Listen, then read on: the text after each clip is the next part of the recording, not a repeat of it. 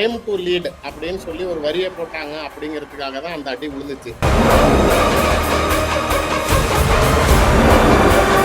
இயல்பாகவே இது அரசியலுக்கு வரக்கூடிய ஒரு நடிகருக்கு நடக்கக்கூடிய ஒரு பிரச்சனை தான். நீங்கள் அரசியல், அதாவது அம்மையார் ஜெயலலிதா அவர்கள் இதே மாதிரியான ஒரு சம்பவம் நடிகர் விஜய் அவர்களுக்கு நடந்தது. எல்லாருக்கும் நினைவு இருக்கும். அப்போ ஒண்ணுமே அவருக்கு அரசியல் ஆசைலாம் கிடையாது. வெறும் போஸ்டர்கள்ல சென்னையில டைம் டு லீட் அப்படின்னு சொல்லி ஒரு வரியை போட்டாங்க அப்படிங்கிறதுக்காக தான் அந்த அடி விழுந்துச்சு.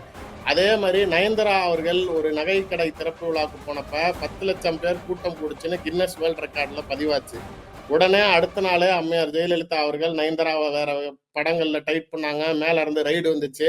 இது இயல்பாக ஒரு நடிகராக இருக்கக்கூடியவர்கள் மக்கள் ஆதரவை பெற போறாரு, அரசியலுக்குள்ளார நேரடியா இறங்க போறாரோ அப்படிங்கிற ஒரு அச்சத்தை உருவாக்கும் போது, அரசியலில் பல ஆண்டு காலமாக களத்தில் உள்ள அரசியல் கட்சிகள் இது மாதிரியான இயல்பான விஷயங்களை செய்வாங்கன்னு தெரியும். விஜய்க்கு இந்த படம்ல இயல்பாவே அவருடைய படம்னாலே பிரச்சனை தான் அப்படிங்கிற இருந்த சிச்சுவேஷனு. இப்ப அவர் நேரடியாக நாளைக்கு அரசியல் களத்தில் குதிக்கும் போது இந்த பிரச்சனைகள் எதிர்பார்க்க வேண்டிய விஷயங்கள் தான்.